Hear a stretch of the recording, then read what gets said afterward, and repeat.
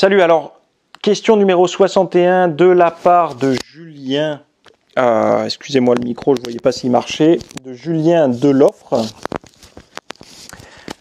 Qui me dit « Salut Théo, merci pour cette vidéo. J'aurais une question en ce qui concerne la diète cétogène. Principalement le sport qui accompagne ma diète. J'ai repris la cétogène il y a 3 semaines. Actuellement, je fais un programme en split de 4 jours pour éviter de perdre du muscle. Mais ma question est plutôt sur le cardio. Puis-je commencer un cardio type haute intensité, donc HIIT, pour booster ma perte ou pas? Car j'ai entendu que si je commençais trop tôt, j'allais faire de la cortisol et donc augmenter ma glycémie. Merci pour ta réponse. » Déjà, tu te prends un petit peu trop la tête, je te le dis honnêtement. Ce qu'il faut savoir, c'est que déjà tu fais une diète cétogène, donc une diète qui est hyper restrictive, hyper catabolisante. C'est une diète qui certes fonctionne bien pour perdre du gras, mais elle fonctionne bien aussi pour avoir assez peu d'énergie. Ce qui n'est pas vérifiable chez tout le monde. Il y a des gens qui retrouvent énormément d'énergie à faire cette diète. C'est pour ça que je ne mets pas tout le monde dans le même panier. Mais ne sois pas trop extrême avec toi en diète cétogène. Pourquoi? Parce que si tu fais du haute intensité, en plus de ta muscu, tu vas avoir 2 fuites d'énergie assez intenses dans ton quotidien, dans ton style de vie. Le HIIT étant quelque chose qui se rapproche énormément de la muscu, dans le type d'effort, en fait, c'est des efforts très violents, très brefs. Et pourtant, c'est pas ce que tu dois maintenir au mieux. Ce que tu dois maintenir au mieux, c'est des entraînements de muscu au maximum de tes capacités et réguliers. Et pour avoir ça, il faut avoir une bonne récupération. Si tu entrecoupes ta récupération de programme HIIT, tu vas impacter ta récupération, donc du coup tu vas pousser moins lourd à ta séance de muscu, donc potentiellement tu vas conserver le moins de masse musculaire. Ce qu'on veut au régime, c'est perdre le maximum de gras, garder le maximum de muscle. Donc le HIIT, moi j'ai tendance à le recommander en début de protocole de perte de graisse. Pourquoi? Parce qu'en début de protocole de perte de graisse, pour une personne qui a été en surpoids, elle a un petit paquet de graisse viscérale plus de la graisse sous-cutanée. Le HIIT a quand même démontré une très bonne efficacité, un bon impact sur le gras viscéral.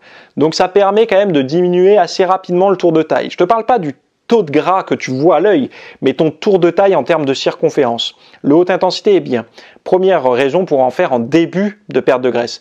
Deuxième chose intéressante, du HIIT en début de régime, au début quand tu n'es pas encore sur les rotules, c'est que tu as de l'énergie en fait. Tu as plein de calories stockées dans ton corps, voilà, tu débordes un petit peu d'énergie stockée, tu peux en profiter pour créer un starter. Mais après, assez rapidement, au bout de 15 jours, d'essayer de le mettre de côté parce que tu vas devoir de plus en plus te concentrer sur ta muscu, sur maintenir tes barres. Tu verras que tu régresseras peut-être un petit peu sur tes charges, mais essayer de rester un petit peu dans tes tranches de poids intéressants pour toi, quoi. Enfin, je veux dire, les poids que tu mettais avant de démarrer ton régime. Et c'est vraiment là-dessus qu'il faut faire la différence, parce que je sais que le HIIT est séduisant. Pourquoi il est séduisant? Parce qu'en 10, 15, 20 minutes, on peut avoir un impact similaire à 45 minutes sur un tapis de course. Donc c'est moins ennuyant. Tu fais voilà, du 30-30, donc 30 secondes à fond, 30 secondes en repos. C'est plus ludique, tu as plus l'impression de te défouler et tout. Donc c'est hyper séduisant. Et puis il y a ce côté impressionnant aussi, on sprint, on fait, je sais pas, de la corde, des choses comme ça. C'est quand même plus tonique, plus vivifiant. Après, ce qui ne veut pas dire que ça brûle plus de gras, hein, parce que rappelez-vous de la vidéo que j'avais fait là-dessus, sur quel est le type j'avais calculé, je vous avais donné les notions entre un circuit training, de la course sur tapis, du vélo et de la muscu, et c'était de la muscu? Oui. Et qu'est-ce qui brûlait le plus de calories? Et en fait, vous aviez eu la réponse que je ne vous donne pas là, je vous invite à aller voir la vidéo. Et vous avez bien vu quand même qu'il y avait un certain impact sur le taux de gras, pour le cardio, qui était intéressant, etc., etc. Donc le HIIT n'est pas la meilleure solution pour perdre du gras, et par contre, ça peut être intéressant de le mettre à un certain timing, comme je disais, et je vais me répéter pour bien que ce soit compris. 1, quand tu as beaucoup d'énergie. 2, quand tu as beaucoup de graisse viscérale. Tu sais, beaucoup. Ce ventre plein, mais pas forcément super gras quand tu le touches au doigt, tu sais. Tu as un peu de bourrelet, mais c'est pas un truc violent. Tu sens bien que la rondeur de ton ventre n'est pas essentiellement cette graisse que tu chopes, mais il y a quelque chose dessous.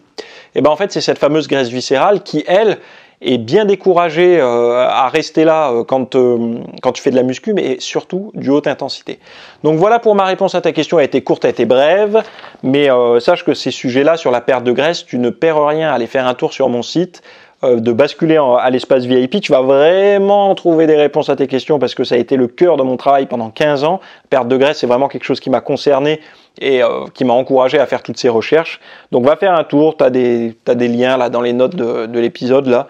Et puis on se retrouve jeudi prochain pour la prochaine vidéo. Et puis sinon, tous les jeudis à 8h tous les mardis à 8h pour le podcast, tous les dimanches dans la matinée pour la formation sur mon site. Je rappelle, le podcast c'est La Pause Fitness. Les formations c'est sur mon site www.fitnessmiss.fr. Et sinon, je vous souhaite une bonne fin de semaine à tous. Bye bye.